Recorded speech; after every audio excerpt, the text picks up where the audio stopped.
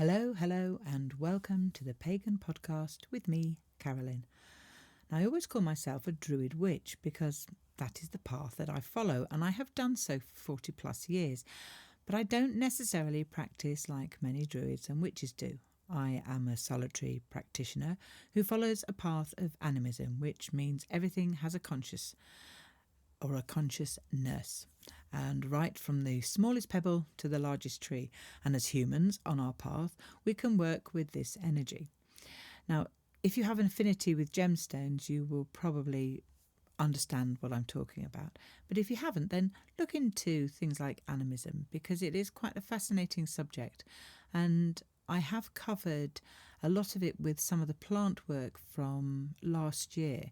So if you look back on some of my previous podcasts when we were talking about working with plant energy, that is the energy of animism. It's not just about a higher level of consciousness, it's about working with the plants around us, the energy of the trees, and really sort of, making a more conscious, conscience attempt to work with plants and different animals. So I'm not going to waffle on about that too much today. As a solitary practitioner, I don't tend to go to small or large gatherings around stone circles. I don't believe I need to. You won't find me dancing around Stonehenge, bashing me drum, but I do like a good trip to Glastonbury.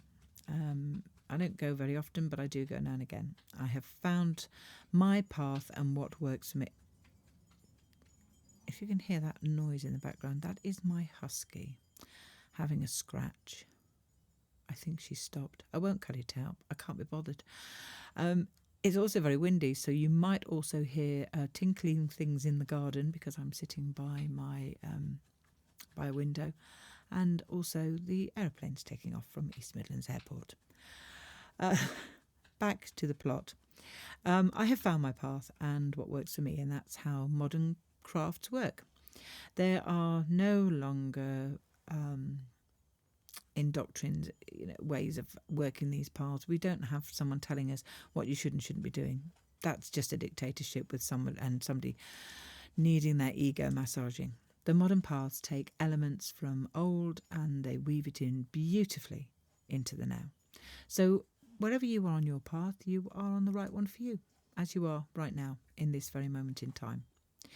If you're new and you've just found me and thinking, God, what is she waffling on about? Then welcome. Come on in, grab a cup of tea, your favourite brew, sit down, have a listening. If you find that what I am waffling on about is of interest to you, then give me a like and subscribe and join me each month as I try and add some different things on wellness on our spiritual paths. And if you've been listening in for a while, then welcome back. It is always lovely to have you here. So enough of the waffling. What does March have to offer to us?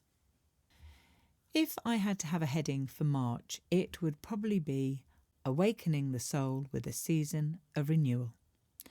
Now, March is a month of gentle transformation. It's a bridge between the quiet introspection of winter and the vibrant awakening of spring. Spiritually, it's a time to shed what no longer serves you, plant some seeds of intention, and align your inner world with the fresh energy of the season. March carries a unique duality. The early days still hold on to winter's stillness, inviting reflection and rest, while the latter half bursts with the promise of growth and light. This balance mirrors our own spiritual journey and moments of stillness followed by inspired action. In many traditions, March symbolises renewal, a chance to start fresh both emotionally and spiritually. Balance, which is the spring equinox, which brings equal day and night, reminding us to harmonise our inner and outer lives. An awakening, nature's rebirth, encourages us to awaken dormant dreams and passions. So some spiritual wellness practices for March would be perhaps to align with March's energy. You'd need to focus on practices that nurture both reflection and growth. You can do an equinox meditation on or around March the 20th. Meditate on balance, Visualize light and dark within you, finding harmony.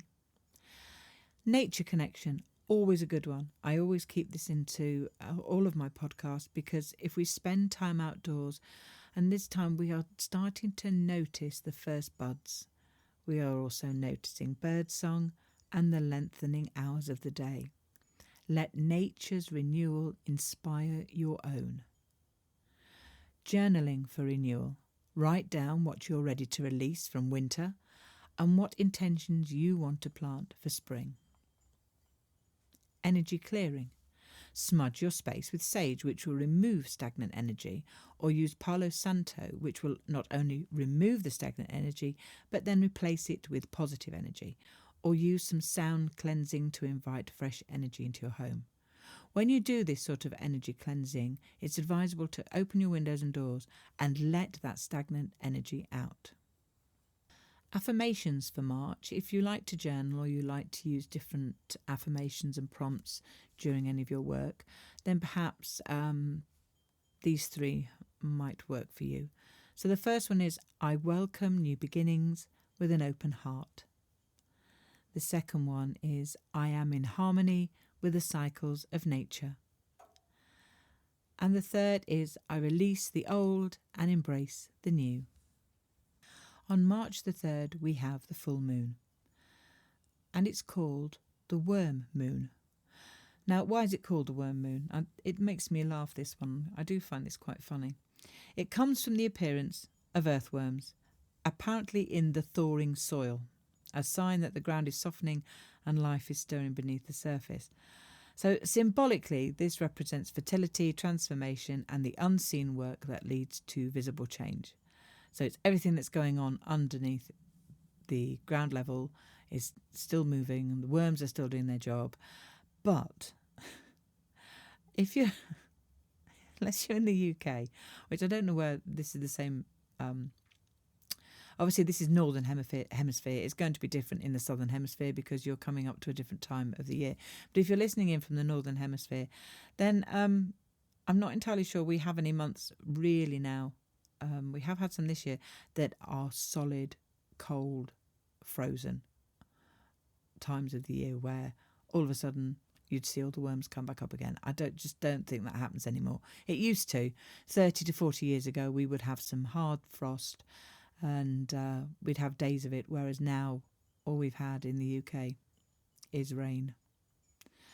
So, to be fair, I think the worms would probably be coming out the ground wearing snorkels and flippers. I'm not entirely sure. We might not have any left, actually. There probably a lot of them have drowned because we've had some serious flooding again this year in certain parts of the country. So personally, I think we need to change the name of the moon, name of worm moon. I just don't think that works anymore. Ideas on a postcard, or leave a comment below if you can think of a different name that would be suitable for March's moon instead of worms coming out of the frozen ground that's soaking wet in the UK. I mean, obviously, different parts of the world, you're depending on your time zone, you might be well and truly under snow. I do appreciate that, but obviously because I record this in the UK, flippers and I've got this vision now of worms wearing flippers and snorkels. Shall we move on? I think we better, hadn't we?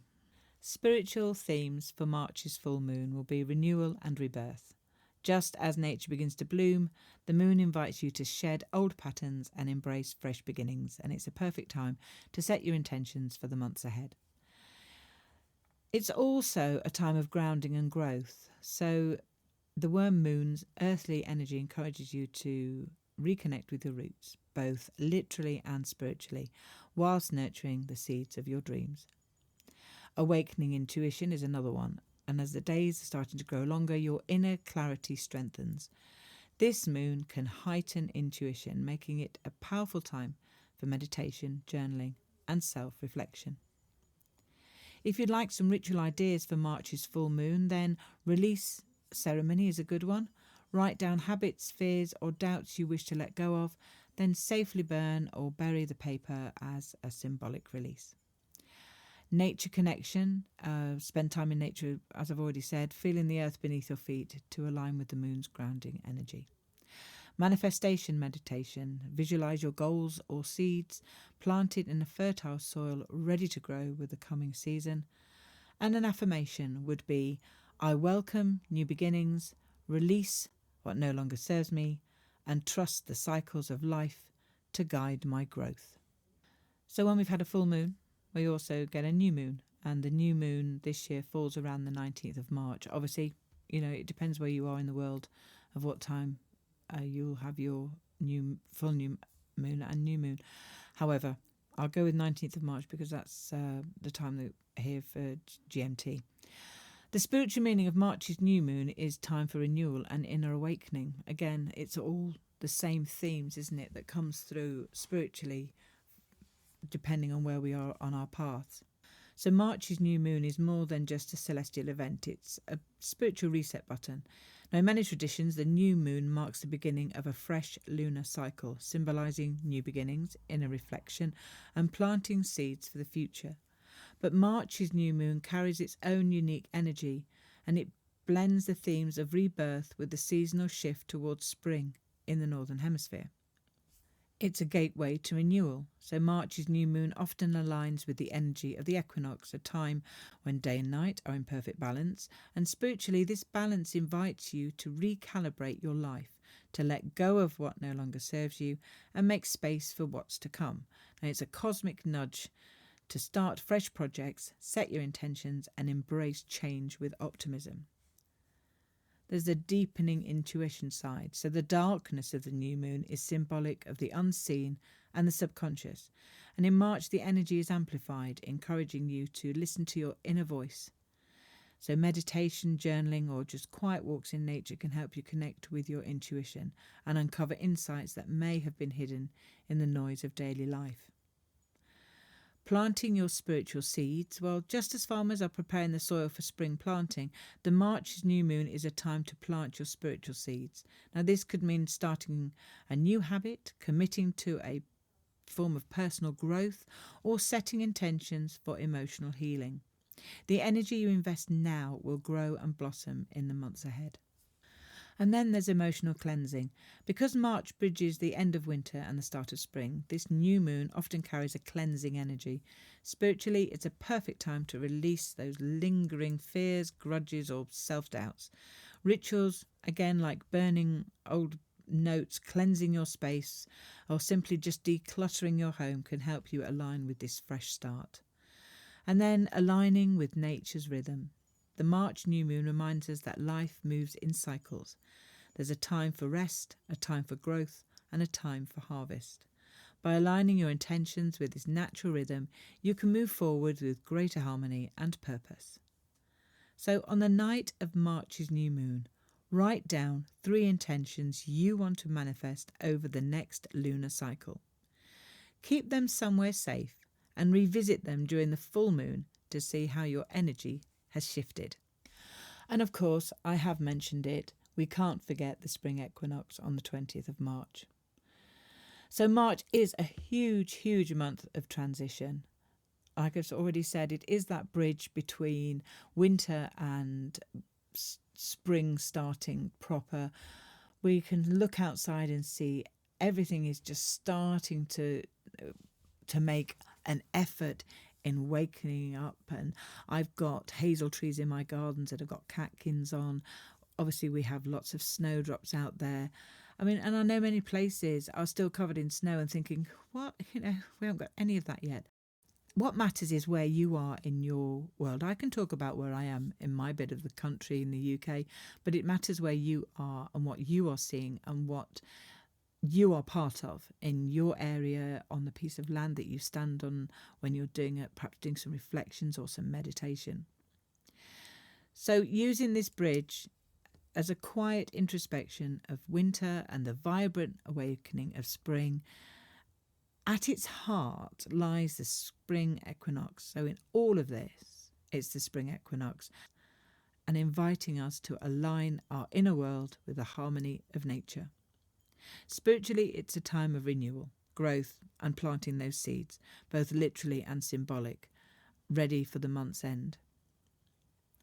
The equinox makes a cosmic equilibrium, light and dark are equal, symbolising that balance, harmony and the opportunity to reset. Across cultures, it has been celebrated as a time of fertility, rebirth and spiritual awakening, and it's a reminder that just as the earth renews itself, so can we. So here's a few rituals which will honour the March equinox that you might like to use as part of your journaling. And you might listen to them and think, I don't want to do any of those. But sometimes you find when I give out these, they are repeated. It's because I write my podcast and I sort of fixate on one thing first and then I fixate on something else. And then I come back, and if I sat and tried to work out every little bit where I've talked about something 4 times, I'd probably lose the will to live. So you'll have to bear with me if I do repeat myself quite a bit on these podcasts as I'm giving different things out, because they all have the same sort of energy around them for different things within each month. So if you're wanting to do some rituals, there's a sunrise gratitude meditation. So begin the day by facing the rising sun. Close your eyes, breathe deeply, and visualize golden light filling your body. Offer gratitude for the lessons of winter and set intentions for the season ahead. This simple act connects you to the natural rhythm of the earth. A seed planting ceremony. Plant seeds, herbs, flowers, or vegetables. We talk about planting seeds as part of our symbolic act of manifesting your dreams. But in this case, this is about planting seeds for your garden in the soil. And while you're doing them, speak your intentions aloud and nurture these plants as they become a living reminder of your personal growth. So there's a kind of a spiritual side to it, but also a useful side, because if they're flowers, you can do all sorts with those. You can cut them and use them. You can use them in, if you do any craft work, vegetables, obviously, because they're edible, and lots of herbs. So you have kind of a double-edged sword on this one for planting seeds. A balance ritual with candles. Now light 2 candles, one white representing the light and one black representing shadow. Now sit quietly between them, reflecting on the parts of yourself you wish to nurture and the habits you wish to release. This honours the balance of the equinox and your own inner harmony. A cleansing ritual using sage or Palo Santo or incense of any kind that you have. Open your windows, let in the fresh air and invite in the new energy. You can also take a ritual bath if you like to, with sea salt, rosemary or lavender to wash away any stagnant emotions. And there's always that wonderful time to spend in nature, outdoors, noticing those beautiful signs that spring is on its way. The birds are shouting at us a bit more. There are lots of budding leaves, the warmth of the sun. Walk mindfully when you walk, breathing in the fresh air, and silently affirm your connection to the cycles of life. When I go down to talk to my horses and have a general chat with them to make sure that they don't go and break out of any fences or ruin any more of their rugs, I always connect with the energy of Gaia and Epona. And obviously Epona for my horses and Gaia for the land that I'm standing on and the gratitude I have for it. It's a wonderful way of connecting, and if you have been with me for my last 2 spiritual podcasts for this year, you'll know that I always add a little bit of video reflecting on the land that my horses are standing on. Because we've had so much rain, my land, the bottom end of it, has had its own spa area where the horses have had loads of puddles to walk through, I hope, and not bathe in. But I haven't done it yet. I was trying to wait for some of the land to dry out a bit, but I will add in some more video. I'm trying to push it as close to the end of February so that it's almost a March view of where the land is. But I always like to add that in as just a view of how the land is changing and how we are moving through the cycles, and I try and do it at the same time of the day as well, to prove that the light is changing and that we're getting more sunlight. So that will come up next.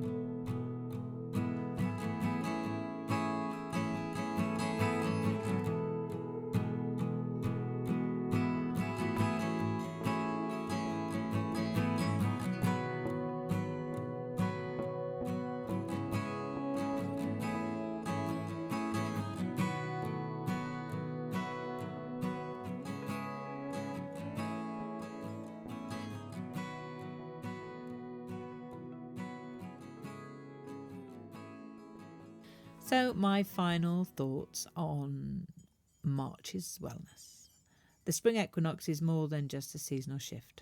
It's a spiritual invitation to step into balance, embrace renewal, and consciously create the life you wish to live. By weaving these rituals into your March, you align yourself with the earth's energy and open the door to growth, abundance, and joy.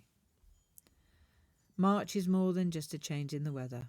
It is a spiritual invitation, and by embracing its themes of renewal, balance, and awakening, you can step into the coming months with clarity, vitality, and a deeper connection to your inner self. I hope there's been plenty of ideas for you to work with over the coming weeks through March and towards the equinox.